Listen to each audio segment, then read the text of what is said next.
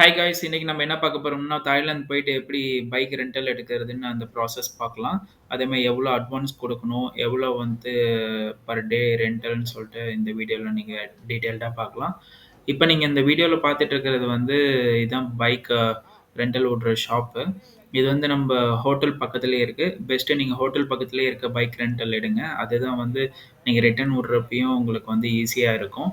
ஆ இவுங்க தான் இப்ப இந்த வீடியோல வரப்போறவைங்க தான் வந்து ஓனர். இந்த பைக் ரென்டல் ஓனரு.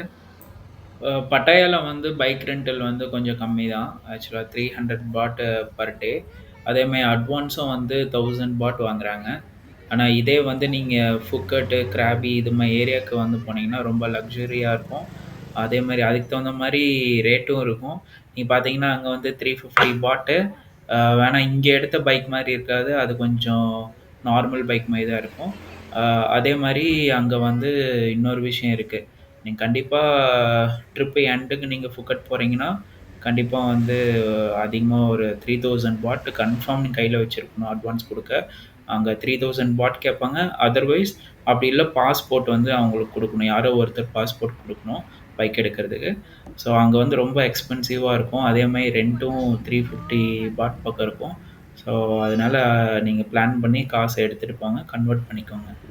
இந்த ஷாப்ல நம்ம எடுத்துட்டு ஜஸ்ட் அப்படியே வந்து நாங்க டைகர் பார்க் வரைக்கும் போனோம். ஆ இது வந்து நாங்க இருக்கிற இடம் வந்து பட்டாயா. பட்டாயால ஹோட்டல் நேம் வந்து க்ளோ பட்டாயா.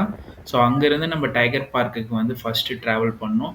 ரொம்ப நைஸ் எக்ஸ்பீரியன்ஸ். அதே மாரி பார்த்தீங்கன்னா, டிராஃபிக்ல நீங்க பாருங்க, அந்த சிக்னல்ல நிக்கிறப்பலாம் எல்லாருமே டிஸ்டன்ஸ் விட்டு தான் நிக்கிறாங்க. ஜஸ்ட் 10 ஃபீட்டாச்சும் கன்ஃபார்ம் டிஸ்டன்ஸ் இருக்கும். Car to car, car to bike, bike to bike எ எந்த ஒரு வெஹிக்கிளா இருந்தாலும் டிஸ்டன்ஸோட தான் இருக்காங்க.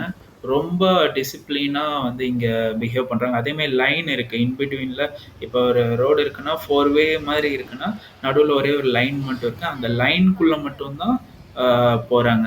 இப்ப நம்ப வந்து நம்ம அதர் கண்ட்ரீஸ்லாம் பார்க்குறப்ப, டோட்டலா வந்து நடுவுல இன் பிட்வீன்ல வளையிறது. ஸோ அப்புறம் இன்னொரு விஷயம் மெயினா நான் கடைசியா சொல்றேன். இப்ப வந்து நடுவுல வந்து இன் பிட்வீன்ல ஆளுங்க நடந்து வர்றது, இது மாரிலாம் இருக்காது. சிக்னல் ஃபாலோ பண்ணுவாங்க.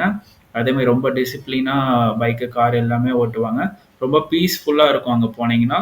ரோட்ல கூட எந்த சவுண்டுமே வராது. நான் ஒரு விஷயம் இருக்குன்னு சொன்னேன்ல, அதுதான் என்னன்னா, யாருமே ஹாரன் அடிக்க மாட்டாங்க. நான் ஃபர்ஸ்ட்டு டைம் அங்க போய் ஹாரன் அடிச்சதும், எல்லாரும் ஒரு மாரி ஃபேஸ பார்த்தாங்க. எதுக்கு பார்த்தாங்கன்னு எனக்கு தெரியல. ஒரு மாரி வியர்டா இருந்துச்சு.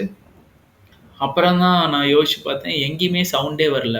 ஈவன் லாரி, பஸ் எனிதிங் எந்த ஒரு ஹெவி வெஹிக்கிளா இருந்தாலும், எந்த ஒரு சின்ன வெஹிக்கிளா இருந்தாலும், யாருமே வந்து ஒரு ஹாரன் கூட அடிக்கல. ஸோ ரொம்ப நான் என்ன சொல்றது? இதுதான் ஃபர்ஸ்ட் டைம் நான் இப்படி கேள்விப்படுறேன், பார்க்குறேன்.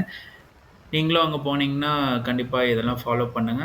உங்களுக்கே அங்க போனதும் ஒரு பீஸ்ஃபுல்லா இருக்கும். ரொம்ப சைலன்ட்டா, ரொம்ப வைப்ரன்ட்டா நல்லாருக்கும். நல்ல காம்ஃபுல்லா. நம்ம இப்ப வந்து அதுவும் இல்லாம ஹைவேல போய் டிரைவ் பண்ணீங்கன்னா, இதோட ரொம்ப பீஸ்ஃபுல்லா இருக்கும். எங்களுக்கு வந்து அப்படியே வந்து என்ன சொல்றது? ஒரு டிஃப்ரெண்ட் எக்ஸ்பீரியன்ஸா இருந்துச்சு எங்க ஃபேமிலியே.